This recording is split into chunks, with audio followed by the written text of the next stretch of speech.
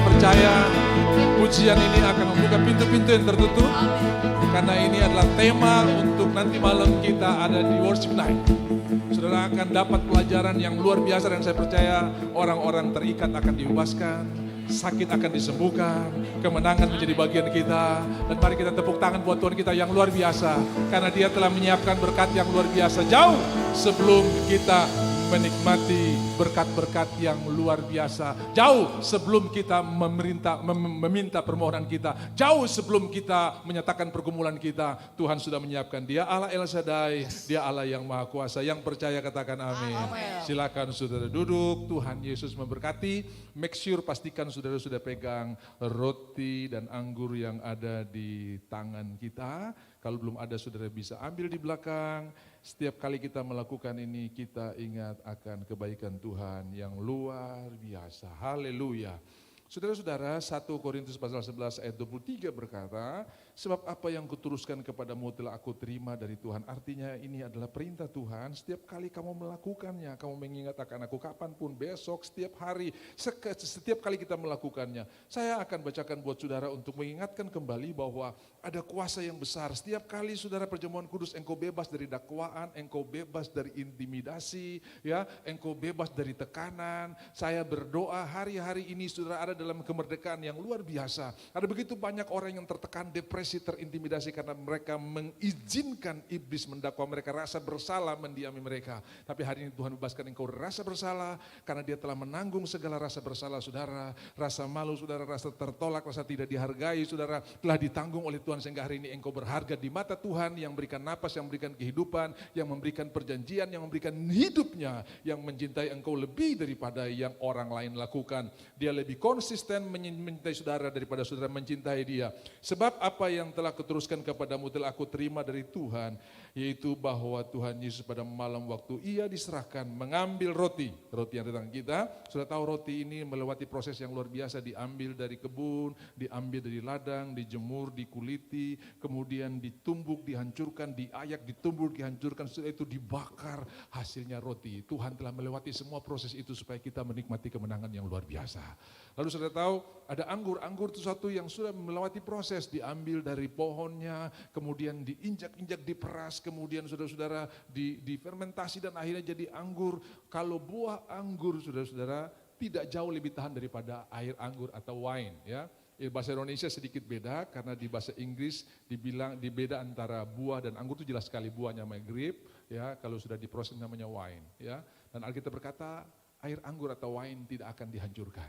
Sudah tahu kulkas saudara mungkin yang terbaik di kota ini, tapi sudah simpan buah anggur 3 bulan rusak. Tapi kalau saudara punya wine, itu bertahun-tahun, makin lama, makin luar biasa. Makanya orang percaya itu yang udah diproses makin lama, makin luar biasa. Ya, makin lama, makin memberikan rasa yang luar biasa.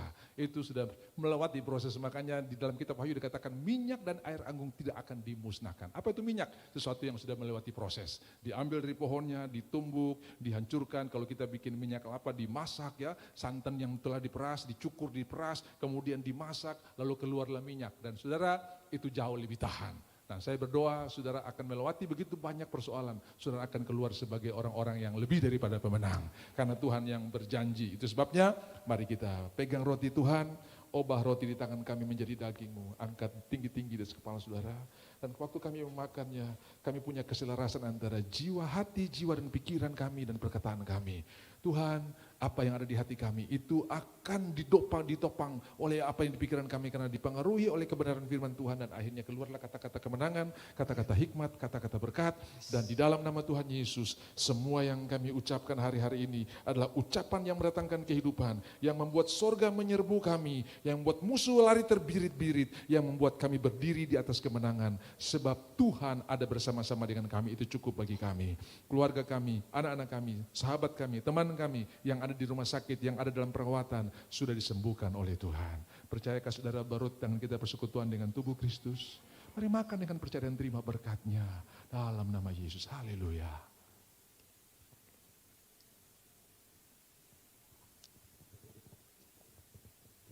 di mana darahmu tercurah, terorak, ada belas kasihan, ada pengampunan, dan segala penyakitmu, segala dosamu, segala hutangmu sudah selesai.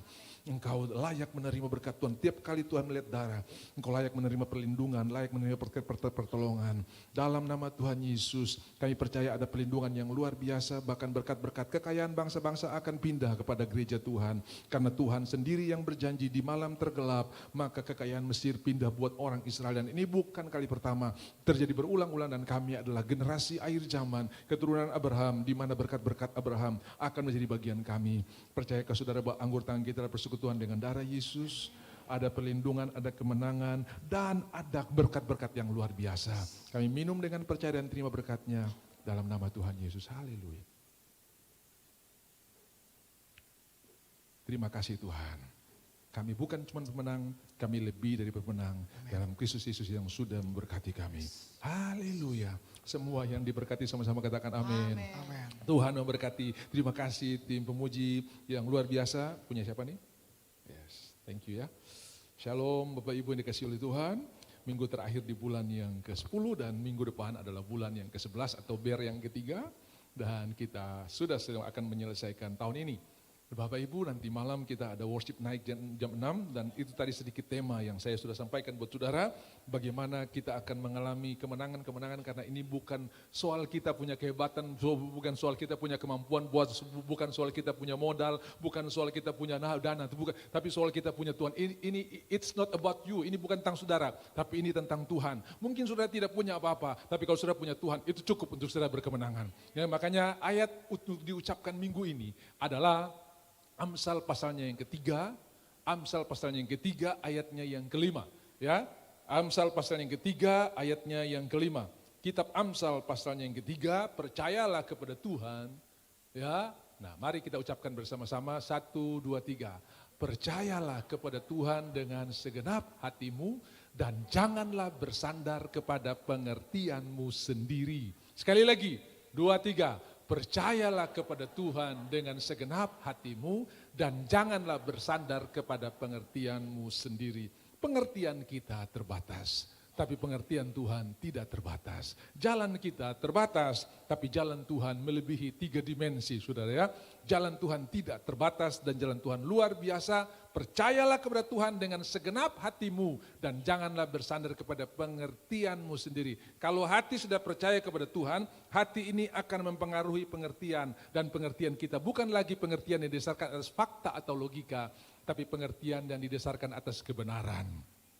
Hasil diagnosa dokter itu fakta, tapi firman Tuhan itu kebenaran. Fakta sementara, kebenaran kekal selama-lamanya. Bisa bilang amin? Apa yang ada di ATM saudara itu adalah fakta, bukan kebenaran.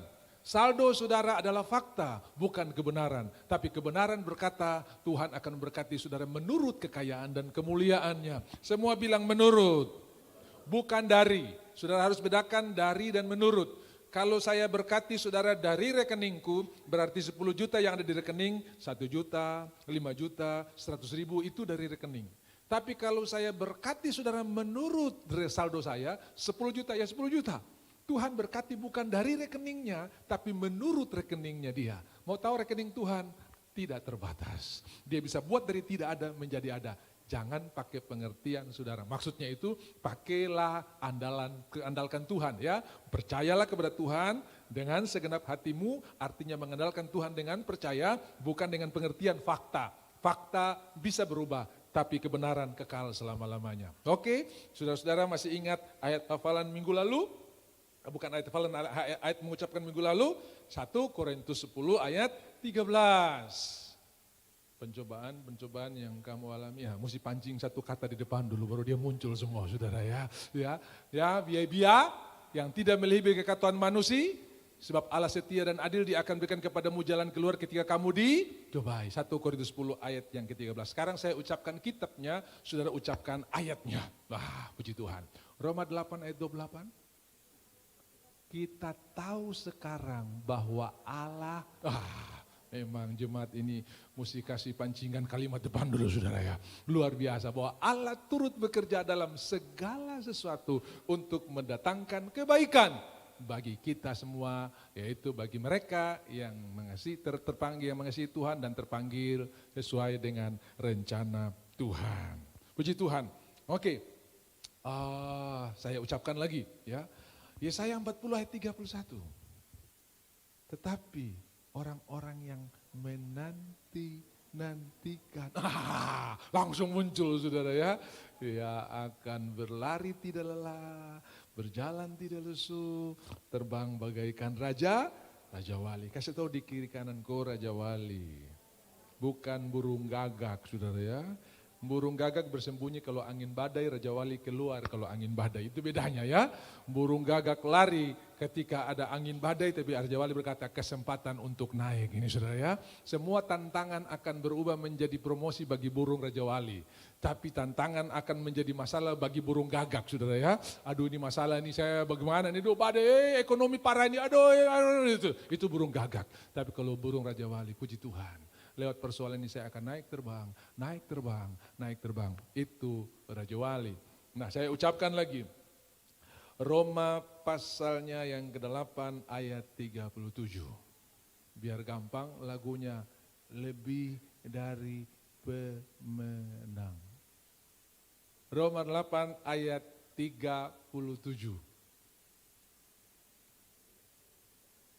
Kita lebih dari itu saja, inti itu saja, kita lebih dari pemenang. Bukan cuma pemenang, kita lebih daripada orang-orang yang menang. Bukan cuma pemenang, tapi lebih daripada pemenang. Satu lagi paling terakhir.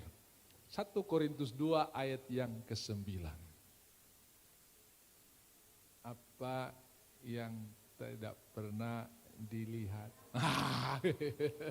tidak pernah didengar oleh telinga, tidak pernah timbul di dalam hati, semuanya disediakan Tuhan bagi orang-orang yang mengasihi Dia. Tetapi seperti ada tertulis, apa yang tidak pernah dilihat oleh mata dan tidak pernah didengar oleh telinga dan yang tidak pernah timbul di dalam hati manusia, semua yang disediakan Allah untuk mereka yang mengasihi Dia. Sekarang masih fresh. 5 menit lalu, Amsal 3 ayat 5, 1, 2, 3.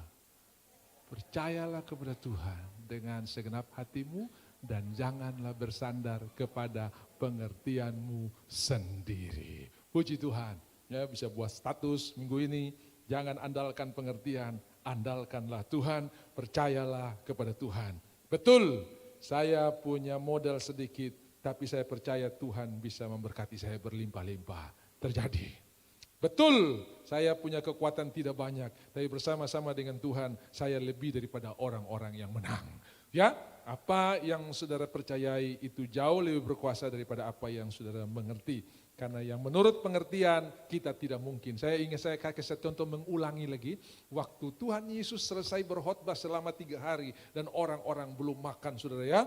3 hari mereka tidak makan, saya tidak temukan ada. Tuhan bilang begini, murid-murid, hei kasih mereka makan sebab telah 3 hari mereka mengikut aku. Saudara-saudara 3 hari mereka mengikut Tuhan dan saya tidak temukan ada 4 Injil mencatat satu saja kalimat atau ada satu ayat yang berbunyi begini. Lalu sakit mahlah mereka semua karena 3 hari tidak makan. Saya tidak menemukan ada ayat itu saudara ya. Kita ini 1 hari 3 kali makan, di Manado 5 kali makan, tapi obat mah paling laku sekarang. Paling laku sekarang ini dibanding dulu. Kenapa? Orang mah bukan karena terlambat makan, tapi karena hati yang tidak dijaga. Jagalah hatimu lebih daripada segala sesuatu yang harus kamu pelihara atau kamu jaga. Lantai bisa dipel 1 hari 2 kali, hati lebih daripada lantai. Ya. Ibu-ibu untuk urus muka ini ya kadang-kadang setengah pendapatan bisa habis saudara ya. Kenapa? Depo lapis 1, depo lapis 2, depo lapis 3 saudara ya. Baru merek ganti-ganti terus. Tiba-tiba ada iklan ini jauh lebih bagus saudara. Pak, ini lebih bagus Pak. Kayaknya pakai ini mama pemuka jadi lebih kencang. Ya nggak apa-apa silahkan, saya tidak intervensi uang saudara. Tapi saya bagi hamba Tuhan saya kasih tahu hati lebih daripada muka. Ya toh? Jadi kalau saudara jaga hati, dari dalam terpancar kehidupan. Saya percaya zaman Sarah hidup belum ada merek-merek yang Obaji, cuma ada Obaja saja saudara ya. Cuma ada Obaja, tapi umur 65 ada raja main mata dengan dia. Umur 75, 10 tahun kemudian Abimelek main mata. Mereka melihat bukan dengan penglihatan rohani. Saya melihat ada keindahan rohani di dalam. Bukan, ini raja-raja kafir kok. Mereka lihat dengan mata jasmani ini. Gitu, mereka melihat, nah itulah berkat yang kita terima di dalam Tuhan bahwa ada kekuatan, umur panjang dan tetap kuat, saudara ya. Makanya saya lihat di jemaat ini saudara tidak tua-tua walaupun umur tambah terus. Gitu. Kenapa? Berkat Abraham. Umur 65 orang masih main mata. Saya tidak bilang habis ini orang main mata, saudara. Tidak, bukan. Tapi ini tanda bahwa kita memang ada dalam berkat Tuhan yang luar biasa itu. Nah, saudara-saudara yang dikasihi oleh Tuhan, ini adalah pembukaan yang perlu saya sampaikan supaya saudara bisa mengerti bahwa rencana Tuhan tetap berjalan dalam hidup kita. Dan hari ini kita akan belajar satu kisah yang jarang sekali dibicarakan. Tadi saya sudah bicara jagalah hati ya saudara ya. Di atas mulut sekarang sudah jarang bak mandi, orang sudah pakai shower. Tapi dulu saudara di bak mandi itu berjejer semua yang kita perlukan untuk urus tubuh ini saudara ya. Mandi saja 3 sabun. Sabun rambut lain, sabun muka lain, sabun badan lain. Saya dulu berbusa dari atas sampai bawah saudara ya. Aman-aman saja. Ya puji Tuhan, bahkan di kampung-kampung itu kita nggak punya sabun, kadang-kadang pakai belimbing, pakai jeruk. Saya ingat oma-oma dulu kalau mau sampoin rambut cuma pakai santan kelapa sama jeruk nipis atau jamun purut itu saudara. Cuma pakai itu saja ya. Lalu pulang ke rumah mereka pakai parfum apa? Minyak kelapa saudara ya. Minyak kelapa dioles di kepala, mengkilat tapi bantal putih jadi hitam semua saudara ya. Karena minyaknya tahan lama. Nah, jaga hati lebih dari segalanya. Kita akan lihat Injil Lukas pasalnya yang kedua, salah satu kisah yang jarang sekali dibicarakan. Kita akan belajar bersama dari ayatnya yang ke-41 dengan judul Yesus pada umur 12 tahun dalam bait Allah. Ya, di dalam TB2 atau terjemahan baru 2, judulnya Yesus pada umur 12 tahun dalam bait Allah. Nah, kenapa disebutkan 12 tahun? Karena ini angka penting. Di dalam masyarakat Yahudi, 12 itu disebutkan sebagai angka akil balik. Lalu ada perayaan untuk menyatakan atau mensahkan orang ini sudah akil balik, namanya bar mitzvah. Ya, bar mitzvah itu sebuah perayaan rohani yang diadakan di bait Allah, bahwa engkau sekarang bukan lagi anak-anak, tapi engkau adalah orang dewasa. Dan kisah ini cuma ditulis oleh Lukas pada waktu Yesus umur 12 tahun. Nah, setiap tahun orang tuanya membawa dia pergi ke Yerusalem untuk perayaan Paskah. Ini perayaan pertama dan terbesar. Saudara tahu ini perayaan di mana satu kali kumpul, menurut catatan sejarah, di zaman itu, di zaman Tuhan Yesus itu bisa 2,5 sampai 3 juta orang kumpul di bait Allah. Dan saudara-saudara, kita tahu bahwa pada zaman itu Israel ada di bawah jajahan atau kekuasaan Romawi. Dan Romawi itu salah satu bangsa yang gila membangun, ada alasannya. Ada sebabnya mereka membangun infrastruktur yang mereka bangun, jembatan, jalan, sudah. Kenapa? Banyak bangsa yang mereka taklukkan, jika dibanding dengan kekuatan angkatan bersenjata mereka, tidak seimbang untuk mengontrol semua bangsa itu. Jadi mereka bangun infrastruktur dengan pertimbangan, dengan pengertian, kalau ada satu chaos terjadi satu bangsa, mudah bagi mereka untuk mengalihkan pasukan dari tempat A ke tempat B. Ya, makanya saudara tahu Roma itu kalau bangun luar biasa, bahkan sampai hari ini arsitek-arsitek di zaman digital ini masih terus mempelajari tentang bagaimana konstruksi-konstruksi yang dibangun dalam zaman Romawi itu. Nanti kalau sudah punya waktu saya bisa lihat bangunan-bangunan yang dibangun oleh Roma itu nggak ada besi beton, tidak ada saudara ya, tidak ada. Nah, saudara, mereka bisa bikin kubah, lalu di tengah-tengah kubah itu ada bolong saudara ya. Sementara penyangganya kan harus di bolong itu saudara ya. Kok bisa tidak runtuh? Mereka ahli sekali dalam membangun. Lalu saudara-saudara, jalan-jalan yang dilewati oleh Tuhan Yesus di zaman itu masih ada sampai hari ini. Karena mereka buat itu dengan batu-batu yang tebal, mungkin setengah meter sampai 60 cm, tebal sekali. Di zaman itu belum ada tronton yang 25 ton ya. Ya sekarang ini kita punya jalan saudara lihat di Jakarta tidak ada satu hari pun tanpa perbaikan. Ya, jalan tol itu selalu diperbaiki, setiap hari pasti ada, saudara ya. Kenapa? Karena itu tronton yang 30 ton lewat langsung tergoyang, saudara. Langsung tergoyang, bisa tergali semua. Makanya sekarang mereka buat minimal 30 sampai 40 cm, saudara ya. Nah, China punya jalan tol itu menurut orang-orang yang bikin studi banding di sana 60 cm. Jadi betonnya tuh 60 cm, jadi mau lewat apapun tidak akan anjlok ya. Tidak akan, kayak kita ini karena memang mungkin keterbatasan dana dan sebagainya, atau mungkin konstruksinya mungkin selalu diroba-roba ya, di atas bestek 2 tambah 3, di lapangan bisa 1 tambah 2 saudara ya, kira-kira begitu ya. Tapi saya percaya itu bukan pengusaha GBI Coop. Pengusaha GBI Coop 2 tambah 3 dong bikin 4 tambah 5 saudara ya. Bisa lebih hebat. Nah saudara-saudara yang dikasih oleh Tuhan, mereka bangun infrastruktur sehingga pada waktu ada chaos atau ada terjadi masalah, maka pasukan-pasukan mudah dipindahkan atau mudah dimobilisasi. Ya, jadi jangan kaget saudara, jalan-jalan zaman Roma itu masih ada. Kalau saudara pergi di tempat di mana Petrus menyangkal Tuhan, maka di situ ada satu tempat yang mereka masih kasih tanda bahwa ini jalan asli dari zaman Tuhan Yesus. Ya toh? Jadi habis dari Taman Getsemani, ya di perjamuan mereka pergi ke Taman Getsemani, balik lagi dia ditangkap, itu jalan yang masih dilewati oleh Tuhan Yesus, masih ada, masih utuh saudara ya, masih bagus sekali. Nah, tiap tahun mereka pergi ke Yerusalem, dari Nazaret. Yesus ini kan besar di Nazaret. Nah, saya sedikit kasih gambaran buat saudara bagaimana konvoi perjalanan mereka di zaman itu. Yang pertama di depan itu ada laki-laki, ya, ada orang dewasa, ada pria, lalu di tengah itu perempuan dan anak-anak, lalu di belakang juga ada yang bagian jaga. Jadi di depan dan di belakang itu dijaga oleh pasukan pria. Semua orang dewasa yang sudah dinyatakan dewasa, mereka ada di salah satu barisan ini. Barisan depan atau belakang, dan di tengah itu ibu-ibu atau perempuan dengan anak-anak, karena mereka perlu dikawal. Nah itu formasi perjalanan mereka tiap kali melakukan perjalanan cukup jauh. Nah, saudara-saudara, nanti di sini saudara akan mengerti kenapa sesudah sehari perjalanan baru mereka sadar Yesus tidak ada di rombongan itu. Kenapa? Karena umur 12 dia udah dinyatakan dewasa. Sebelum dirayakan dia masih ada dalam kumpulan ibu-ibu atau perempuan. Tapi sesudah dirayakan, nak, sekarang kamu orang dewasa, bukan lagi anak-anak, maka dia akan ditempatkan di salah satu pasukan ini, entah di depan atau di belakang. Nah, ibunya tetap ada di tengah, bapaknya Yusuf pasti ada di salah satu pasukan ini, di depan atau di belakang. Jadi saudara, waktu ibunya lihat dia nggak ada di rombongan ini, mereka menyangka, Alkitab tulis mereka menyangka, oh dia sekarang sudah ditabiskan jadi orang dewasa, pasti dia sudah sama papanya. Lalu papanya lihat, loh kok dia belum gabung di sini? Oh, jangan-jangan ini kali terakhir berjalan dengan mamanya, atau dia di pasukan yang satunya.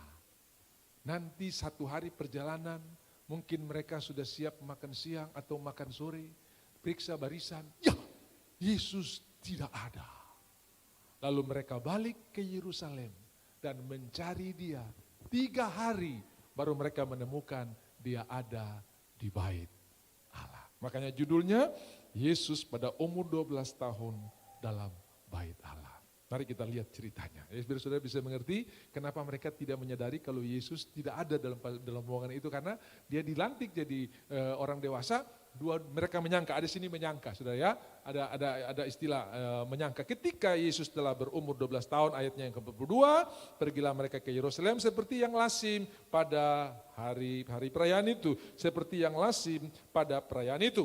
Ayat 43, ketika hari-hari itu berakhir. Jadi ini bukan cuma satu hari ya. Hari-hari itu berhari, jadi ada basar, ada semua macam, dan pasti di tengah jalan mereka akan cerita, tadi kau beli apa? Saya baru beli centong dari apa namanya, batok kelapa nih, bagus sekali gitu ya. Pasti berbincangan, saya baru beli papan ini, tatakan bagus sekali gitu kan. Nah, saudara, itu ceritanya, sampai mereka lupa Yesus tidak ada bersama-sama mereka. Ketika hari-hari itu berakhir, sementara mereka berjalan pulang, tinggallah Yesus anak itu di Yerusalem tanpa diketahui orang tuanya.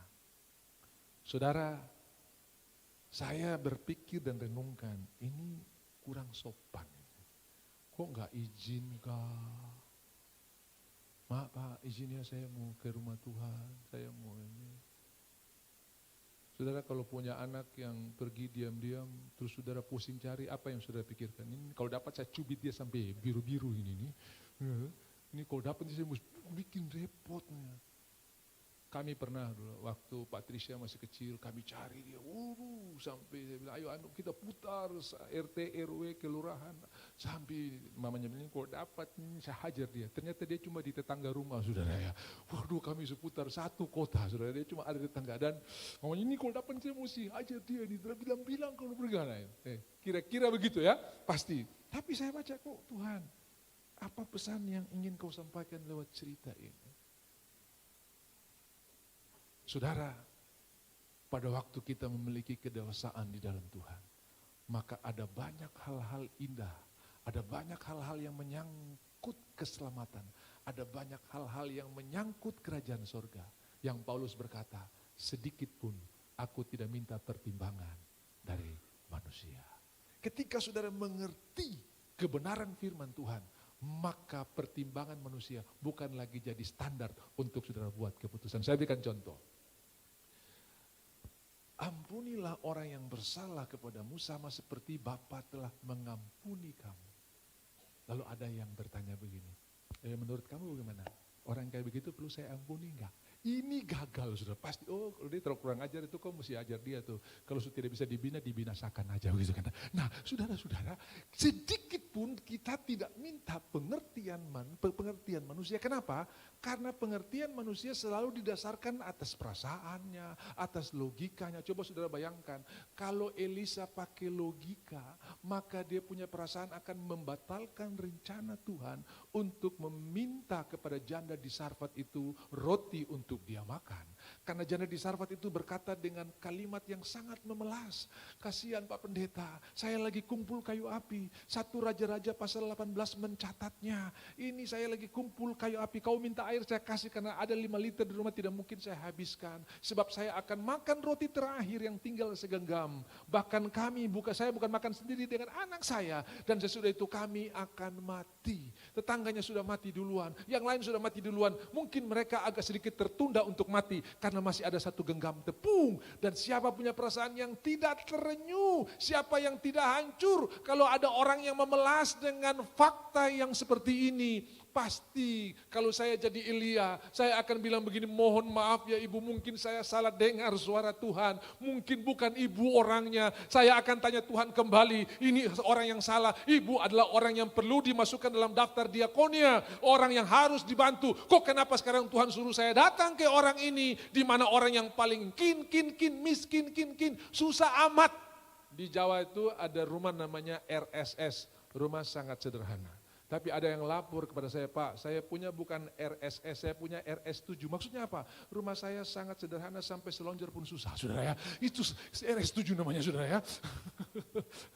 Nah, saudara-saudara, ini orang dalam kategori yang sangat prihatin. Tetapi Elia tidak membangun ketaatan di atas pengertiannya. Sedikit pun dia tidak minta pertimbangan manusia. Karena dia percaya ini suara Tuhan dan tidak mungkin salah. Lalu dia berkata begini, dengarkan firman Tuhan. Tepung yang ada di dalam rumahmu, di tempayanmu tidak akan habis. Dan minyak yang tinggal sedikit di buli-bulimu tidak akan berhenti. Sampai Tuhan memberkati negeri ini. Saudara, kalau dia minta pertimbangan orang, kok salah, itu orang susah. Ketika kita masuk dalam kedewasaan penuh. Apa itu kedewasaan penuh? Ketika kita mengerti kasih karunia Tuhan. Saudara,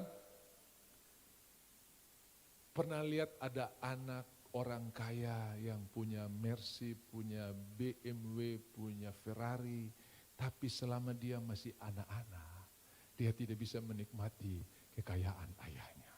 Bahkan dia ada di bawah otoritas pembantu. Betul tidak? Dan peraturan akan begitu banyak. Kalau teman-temannya datang bertandang ke rumah, dia akan ingatkan, nah jangan main di dapur ya, itu ada kompor bahaya, jangan pegang pisau ya, itu berbahaya. Tapi kalau saudara sudah akil balik, itu peraturan tidak berlaku lagi. Coba saudara pulang ke rumah ini lagi mahasiswa. Nah hati-hati ya, kompor panas. Ya mas, saya tahu. Maka saya lagi belajar bagaimana bikin kompor yang lebih hebat. Canggih mama bung kompor itu. Saudara bayangkan itu, ada perbedaan ketika kita masuk dalam kedewasaan penuh. Lihat Efesus pasal 4. Efesus pasal 4, sedikit pengajaran saudara ya. Efesus pasal 4. Ialah yang mengangkat ayat 11, baik rasul nabi, pemberita Injil, gembala, dan pengajar. Dan ialah yang memberikan baik rasul. Semua bilang rasul. Nabi-nabi, pemberita Injil, gembala, pengajar. Nah, saudara lihat saya untuk mudah menghafalnya. Saudara lihat saya, ini ada 5 jari ya, 5 jari. Ini rasul yang meletakkan dasar. Ini rasul. Lalu ini nabi. Nabi itu biasa bertobat, kerjaan surga. Makanya nabi itu nggak disukai karena dia datang, dengarlah firman Tuhan kalau kau bertobat Tuhan akan angkut kau pergi ke itu nabi. Makanya dibunuh semua. Lalu yang paling tinggi itu penginjil, baliho dibuat, hadirilah KKR kesembuhan ilahi dengan pembicara itu penginjil. Penginjil itu paling tinggi dari semua jari saudara ya. Oh, dibikin panitia, lapangan terbesar dibuat, baliho dibuat, datanglah dan hadiri, doakanlah, itu penginjil. Lalu yang dikasih cincin, jari manis, gembala, disayang saya. Lalu saudara, bagian-bagian tersulit, ini kelingking dulu kan, ini kotor-kotor, ini pengajar saudara ya. Ya, membersihkan ini. Jadi sudah lihat, rasul, nabi, paling tinggi penginjil, dan dikasih jari manis ini gembala, lalu pengajar. Gampang ya? Sudah lihat, sekuat apapun 4 jari ini, tapi kalau tidak disertai 1 jempol ini, peganganmu tidak akan kuat. Coba kau pegang begini, biar kau pakai tenaga full lagi, tidak seindah kalau tambah jempol, jauh lebih kencang. Nah, pengajaran dasar ini penting, karena itu membuat kita kuat dalam mengambil keputusan. Ya, dan ini mereka dipilih Tuhan untuk memperlengkapi. Apa yang terjadi? Tujuannya apa? Untuk kita jadi dewasa. Ayat 12 ya. Untuk memperlengkapi orang-orang kudus, ya, untuk memperlengkapi orang-orang kudus bagi pekerjaan pelayanan. Bilang di kiri kananku, orang kudus. Saya juga orang kudus, bukan karena saya berbuat baik, tapi karena Tuhan yang telah menguduskan saya. Saya ini bukan karena berbuat baik jadi kudus, tapi karena Tuhan yang telah menguduskan saya. Sehingga pada waktu saya berbuat baik, karena saya sudah kudus, bukan untuk mendapatkan kekudusan, tapi karena saya sudah kudus. Untuk memperlengkapi orang-orang kudus bagi pekerjaan pelayanan, bagi pembangunan tubuh Kristus. Apapun yang dikerjakan oleh orang yang dewasa dalam Kristus, pertama untuk pelayanan dan untuk pembangunan tubuh Kristus. Makanya saudara lihat orang-orang yang punya 2 dimensi ini dimanapun mereka pergi, Tuhan berkati dengan cara yang luar biasa. Ayat yang ke-13, ini kalau dewasa, sampai kita semua telah mencapai kesatuan iman dan pengetahuan yang benar tentang anak Allah, kedewasaan penuh dan tingkat pertumbuhan yang sesuai dengan kepenuhan Kristus. Balik dulu ke ayat 12, untuk pekerjaan Tuhan dan bagi pembangunan tubuh Kristus. Semua bilang tubuh Kristus. Jadi saudara, kita ini tubuh Kristus cuma masing-masing beda bagian ya. Ada tangan ya, ada kaki. Dan saudara tahu, saya belum pernah dengar ada tubuh ini saling baku iri. Pernah dengar ada tangan kanan dan tangan kiri berantem? Saling melengkapi. Saudara pergi ke pasar, jinjing keranjang, belanjaan dengan berat di tangan kanan. Begitu tangan kanan mulai capek, refleks oper ke tangan kiri. Dan tangan kiri tidak protes. Tunggu dulu, kau saja yang atas. Tidak, langsung diterima dengan segar, dengan senang hati. Begitu tangan kiri capek, oper lagi ke tangan kanan. Mereka tidak pernah saling berantem, mereka saling melengkapi. Coba saudara ulang tahun, yang orang membawa hadiah buat saudara, begitu saudara terima hadiah ternyata jam tangan. Yang terima tangan kanan, yang pakai tangan kiri, dan tangan kanan tidak protes. Gantian dong, gua capek-capek terima lu yang pakai. Tidak. Apa yang dipakai tangan kiri, itu juga dipakai oleh tangan kanan. Giliran sudah diundang makan di restoran, capcay, fuyung hai, dan hai-hai yang lain, itu tangan kanan pu bagian. Begitu saudara selesai mau pelepasan di toilet, tangan kiri punya giliran saudara ya. Dan dia tidak protes, gua bagian kotor, lu bagian enak, gantian dong. Tidak, sama. Itu tubuh Kristus. Ketika kita masuk dalam dimensi ini, kita akan saling memperlengkapi, bukan saling menyalahkan. Kita saling. Coba saudara lihat kalau saudara mau bidik sesuatu pakai senjata kan, satu mata tutup, satu mata buka kan. Nah, mata yang tutup tidak bilang gantian, kan, masa lu saja, gantian, ayo masa. Gitu. Apa yang dilihat oleh mata kanan, itu juga yang dilihat oleh mata kiri. Amin. Kadang-kadang kalau saudara kurang jelas, apa. Terus telinga sebelah bilang, gantian dong, masih cuma kamu yang dengar aja. Tetap sama, ya didengar telinga kanan, sama dengan telinga kiri. Amin. Ya, mari kita didik orang-orang, anak-anak kita takut akan Tuhan. Karena kadang-kadang salah didik itu akibatnya besar. Yang saya bilang tuh kalau dia tidak mau makan kita bilang ada wow. Kalau terima ada kesadaran akan wow lebih tinggi daripada kesadaran akan Tuhan. Sehingga besar dia akan takut sendiri, tidur sendiri. Saya takut nanti. Kenapa? Karena salah didik. Paulus berkata kami meruntuhkan kubu-kubu yang dibangun oleh manusia. Itu kepercayaan sedikit kecil akhirnya jadi satu kubu. Kita juga kadang-kadang salah ajar ya. Karena kita punya jabatan bagus, terus kita masih punya anak, terus anak itu harus kita bawa. Papa, saya mau kencing. Aduh, ini anak ini. Lain kali kalau kau mau kencing bilang, saya mau menyanyi, ini orang dengar semua ini terenak. Papa, saya mau nyanyi, begitu boleh. Papa, saya mau nyanyi, ayo itu. Dia tahu, sebentar ya. Dia bawa anak kencing. Papa, saya mau nyanyi. Satu waktu orang tuanya pergi, dia tinggal dengan pamannya. Malam-malam dia bilang, paman, saya mau menyanyi. Semalam ini kok ini bikin ribut saja. Paman, tolong please, saya mau menyanyi paman. Anak, ini tengah malam, kok nanti orang lempar tompu rumah ini. Karena dia paksa terus, pamannya tidak tahu kalau menyanyi itu kencing. Ini karena salah ajar, akhirnya kita jadi kacau semua. Sudah begitu kau menyanyi, beri pamanku telinga pelan-pelan, saudara. Nah, akhirnya dia kencingin telinga pamannya. Bapak Ibu, saya ajar saudara, ketika memberi makan, ketika istirahat, ketika berjalan, jangan pernah salah ajar. Ajarlah Tuhan ada bersama-sama dengan engkau. Dia makan atau tidak makan.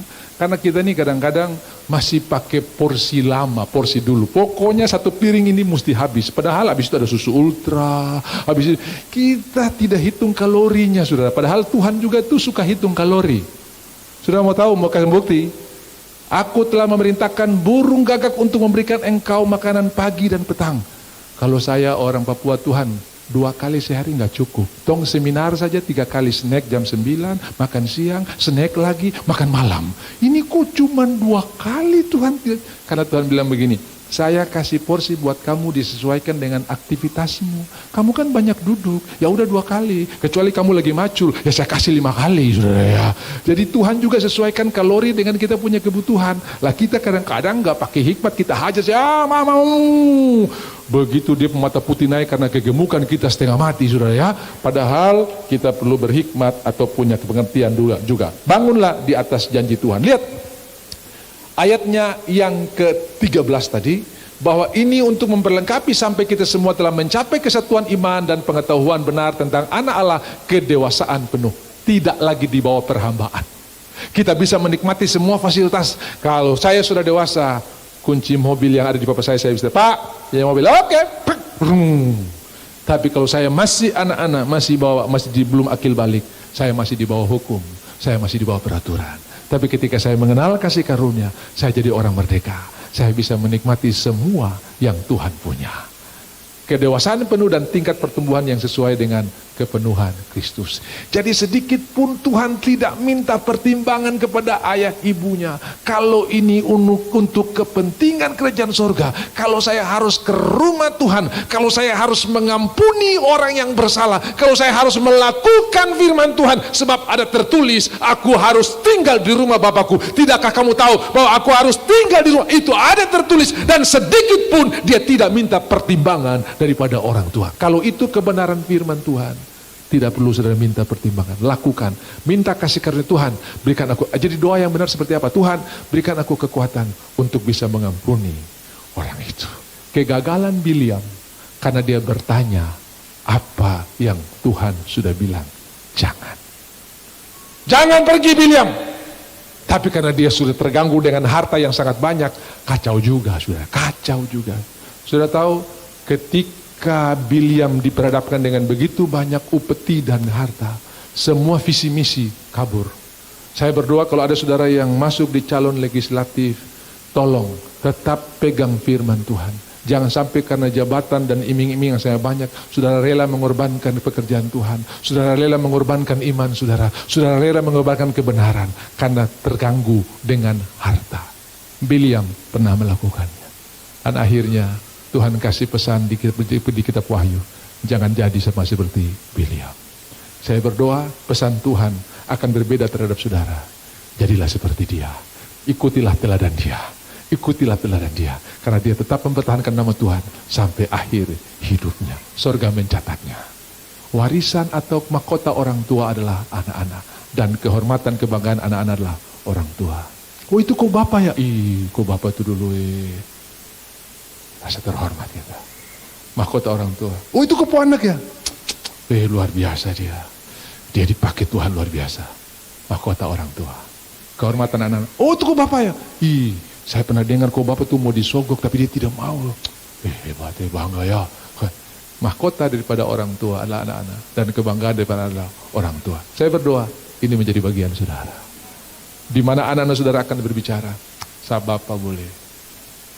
Dia pernah diusir dari kantor, dia pernah dikasih SP. Cuman karena dia tidak mau bikin laporan fiktif. Saya bangga. Kebanggaan anak-anak. Jadi, ya akhirnya kami diusir, kami diturunkan pangkat, kami tidak dinaikkan. Terus, Tuhan pelihara. Tuhan jaga, dan bukti anak-anak sekarang diberkati. Mahkota atau kebanggaan anak-anak. Mahkota orang tua. Itu kepo anak. Dia memerintah dengan takut akan Tuhan. Dia jadi polisi yang cinta Tuhan. Dia jadi tentara. Dia jadi ini. Mahkota orang tua. Saya berdoa, orang tua akan dapat mahkota. Anak-anak akan dapat kebanggaan. Yang percaya katakan amin. Makanya selalu di akhir doa berkat, anak-anakmu akan perkasa di muka bumi. Haleluya. Tepuk tangan buat Tuhan kita dulu. Yes.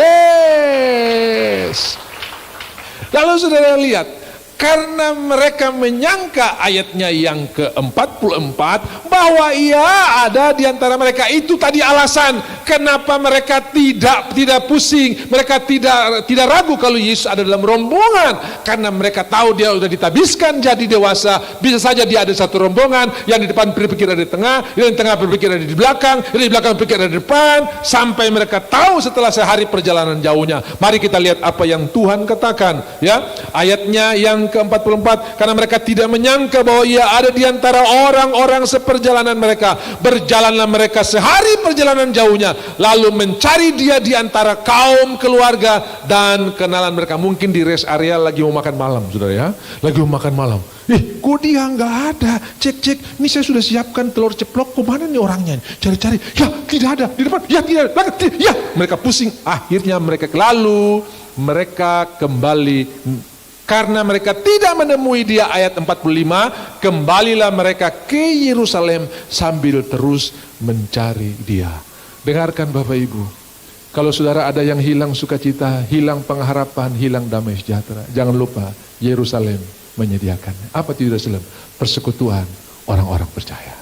Jangan tinggalkan Yerusalem, karena janji Bapa akan diberikan di sana. Mereka menunggu 10 hari Yerusalem, Roh Kudus dicurahkan. Pentakosta, Kisah Rasul pasal 2.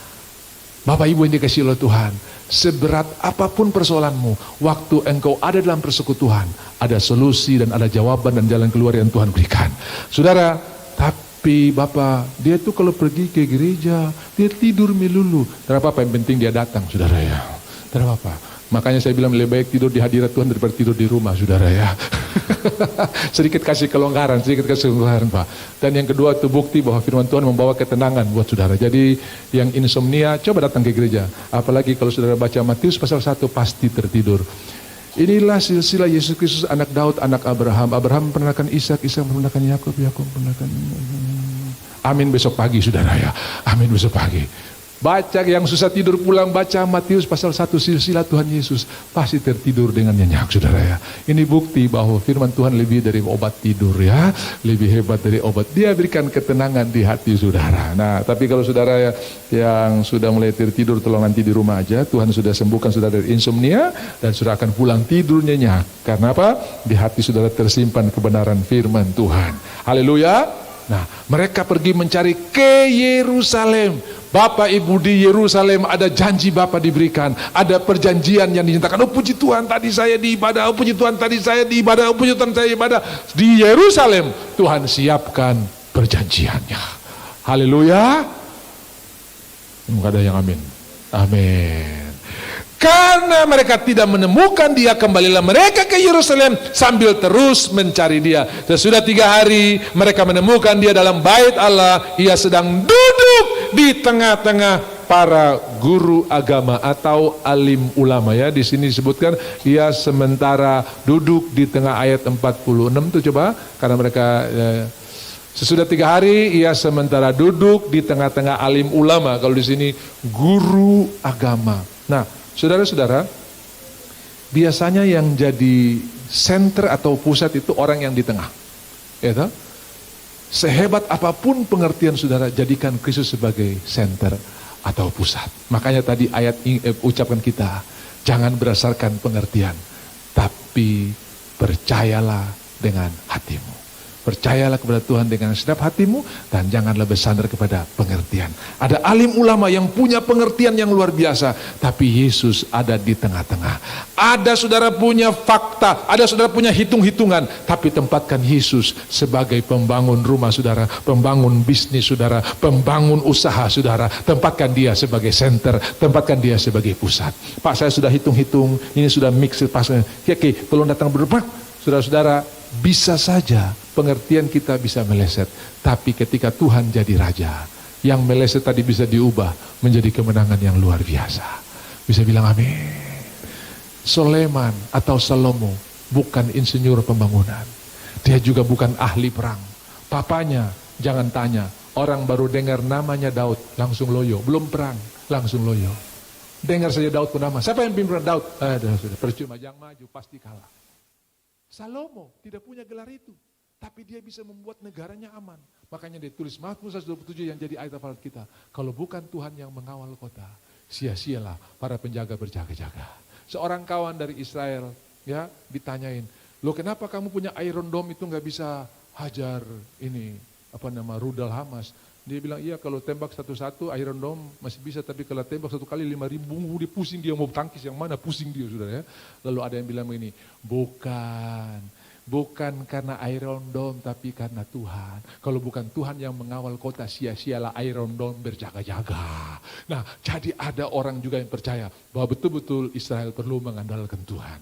Semua teknologi yang kita punya akhirnya tidak bisa mengatasi masalah selain Tuhan yang menjadi pengawal kita, selain Tuhan yang mengawal kota. Saudara mau lihat sejarah bagaimana Tuhan mengembalikan bangsa ini, luar biasa. Ada bangsa yang sudah hilang hampir 2000 tahun bisa muncul lagi. Di mana Amalek? Sekarang tinggal sejarah. Di mana kerajaan Sriwijaya kita yang menguasai hampir sampai Asia Tenggara, sekarang tinggal nama. Di mana kerajaan Majapahit, di mana orang-orang dari Cina bisa datang bawa upeti, sekarang tinggal sejarah.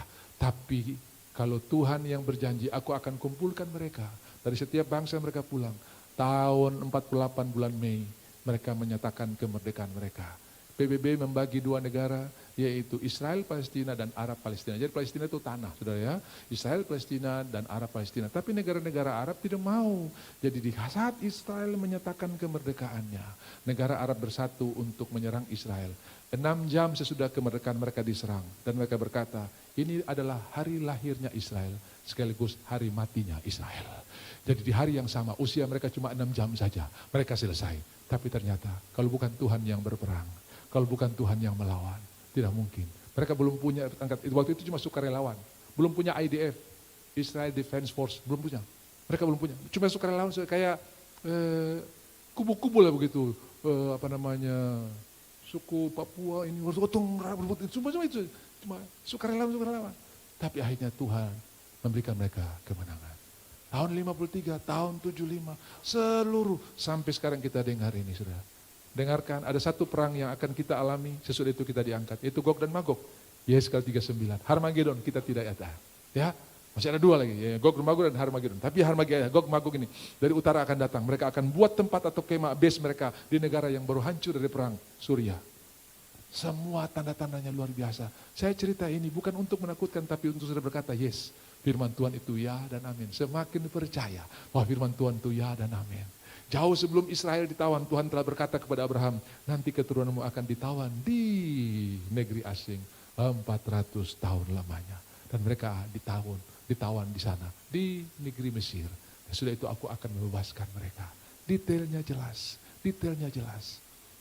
Akan ada nabi yang lebih hebat daripada aku, itu kata Musa. Detailnya jelas. Hukum Taurat datang oleh Musa, tapi kasih karunia datang oleh Yesus Kristus. Dan semua gambaran tentang Kristus Yesus, semua jelas. Paskah, buah sulung, roti tidak beragi dan tidak bercela, Pentakosta, peniupan sangkakala, hari raya pendamaian, dan terakhir pondok daun. Kita tinggal tunggu sangkakala berbunyi dan kita akan dikumpulkan bersama-sama 1000 tahun dalam kedamaian. Kita memerintah bersama-sama dengan Tuhan. Iblis diikat, gak ada yang sakit gigi, tidak ada puskesmas, tidak ada rumah sakit, tidak ada dokter spesialis. Karena semua kita punya tubuh kemuliaan. Amin. Haleluya. Makanya bangunlah hidup saudara di atas penebusan. Karena semua ciptaan menuju kepada kehancuran. Tapi kemuliaan Tuhan menuju kepada kemenangan yang luar biasa. Bisa bilang amin? Silakan saudara makan. Tapi bangun di atas penebusan. Bukan bangun di atas hal-hal yang natural. Dokter A berkata makan manggis isinya. Dokter B jangan isinya kulitnya. Dokter C bilang makan kulit dan isi sekaligus. Lama-lama kulit durian kita akan makan saudara ya. Karena dokter sudah buat penelitian. Tapi mari kita bangun di atas penebusan yang dikerjakan oleh Tuhan. Aku makan dengan ucapan syukur. Karena Kristus telah mati dan menebus aku dari kesia-siaan. Apa itu kesia-siaan? Menuju kepada kehancuran. Dan diganti dengan kemuliaan. Bisa bilang amin. Saudara, nanti kali berikut kita akan lihat. Bagaimana upaya orang untuk menghancurkan, mengeliminasi, menghancurkan. Kenapa? Ini sedikit sebelum saya tutup. Di Palestina itu ada 2 faksi. Satu namanya Fatah, satu namanya Hamas. Dan Fatah ini sedikit ringan, Hamas ini yang keras. Satu saja misi Hamas, hapuskan Israel dari muka bumi. Satu saja. Dan ini bukan kali pertama, sudah sejak awal. Saya kasih sedikit kisi-kisi, Firaun pernah mau menghabiskan, tidak berhasil. Babilonia pernah mau menghabiskan, tidak berhasil. Di zaman Persia, Haman buat keputusan untuk menghabiskan orang Israel. Yang hari ini terkenal dengan Hari Raya Purim, karena mereka dibebaskan. Tidak berhasil. Dekret sudah keluar, surat sudah ditandatangani, SK sudah dibuat, dan tidak bisa dicabut, kecuali terbitkan SK baru. Sudah dikeluarkan, tidak bisa dicabut. Tapi Tuhan bikin bebasan. Ada sampai hari ini. Dan hari ini, ada begitu banyak orang menghapus. Tuhan yang berjanji, aku akan kumpulkan kembali. Mereka akan membangun rumah dan kota, dan hidup dengan tentram. Dan nanti dari utara akan datang dengan pasuku-sukutunya. Ini utara, selatan akan datang. Harmagedon, timur, barat kumpul. Dan mereka akan atur semua peperangan mereka, pertempuran melawan. Baru kita datang dan kemuliaan Tuhan dinyatakan. Tak satu pun tidak akan digenapi. Semua akan digenapi. Yang setuju katakan amin? Bahkan firman Tuhan berkata 1 titik tidak akan lalu. Apa itu titik? Bahasa Yunani bilang iota. Apa itu titik? Titik gak ada manfaat. Padahal saudara, titik itu sangat menentukan arti sebuah kalimat. Bahkan titik dalam dunia digital sangat berpengaruh. Betul lah? Silakan kunjungi website ini www. Nah sudah bilang, saya terlalu pakai titik ini terlalu barang kecil saja kok. Kau terpakai titik, kau tidak akan bisa masuk di hal sampai kau komputer jebol, kau tidak bisa masuk di alamat itu. Cuma gara-gara titik itu. Betapa besarnya titik itu. Dan titik juga bisa memberikan makna berbeda. Ya. Jadi kalau saya berdoa orang, saya tanya, mau koma atau titik? Pengaruh, saudara, pengaruh. Kalau dia masih bilang mau koma, hidup kembali. Kalau dia bilang titik, kita serahkan. Aku serahkan dia ke dalam tangan Tuhan. Kembalilah dengan nama. Itu titik, pengaruh titik. Jadi Bapak Ibu, Tuhan ada bersama-sama dengan kita. Bersandarlah kepada Tuhan. Jangan bersandar kepada pengertianmu sendiri. Tuhan Yesus memberkati. Nanti malam kita ada worship night. Tadi kisi-kisi yang saya sudah kasih. Dan saya nanti malam akan bicara tentang 2 Tawarik 20. Bagaimana Tuhan akan mengambil alih semua pergumulan kita hanya dengan ucapan syukur. Yang percaya katakan amin. Jadi ini cuma 3 bulan, tidak setiap minggu ya. 3 bulan sekali kita, dan sebentar malam kita ada worship night jam 6 di tempat ini. Dan juga hari Kamis dan hari Jumat nanti tanggal 3. Ibu-ibu WBI KOP ada bikin kegiatan seminar sehari mulai jam 9 sampai jam 4 sore, disediakan makan, dan saudara-saudara bisa mengambil bagian di sini menjadi wanita bijak di era digiat. Ini digital bukan ya, bukan digiat ini ya, kurang salah ketik ya. Menjadi wanita bijak di era digital ya, ditulis digiat, jadi saya koreksi sedikit. Jangan-jangan, bukan Bapak itu digiat betul lah. Tidak, itu pasti digital ya. Ya digital, bukan digiat ya, digital. Ibu-ibu bisa ambil bagian jam 9 hari Jumat tanggal 3. Lalu Bapak Ibu, mari kita menyongsong berkat-berkat Tuhan yang luar biasa. Di tengah dunia mengalami kelam kabut, orang mulai prediksi harga bahan-bahan akan sulit. Perang belum berhenti, krisis ekonomi akan terjadi. Dengarkan, bukan baru kali ini, tapi dari dulu Tuhan sudah pelihara anak-anak Tuhan dengan cara yang ajaib. Dunia resesi, tapi anak Tuhan resepsi, saudara ya. Dunia krisis, tapi kita meninggikan Kristus Christ in, saudara ya. Kristus di dalam kita, dan kita lebih daripada orang-orang yang menang. Mari kita bangkit berdiri, kita bersyukur atas berkat Tuhan yang luar biasa. Kita bersyukur atas anugerah Tuhan yang ajaib. Song-songlah hari-hari berkemenangan, karena Tuhan sudah mendahului kita di minggu depan. Tuhan sudah mendahului kita di bulan yang ke-11. Tuhan sudah mendahului kita di tahun 2024, dan Dia sudah reservasi berkat-berkat yang ajaib, berkat-berkat yang luar biasa buat saya dan saudara hari ini dan seterusnya. Tuhan ada bersama-sama dengan kita.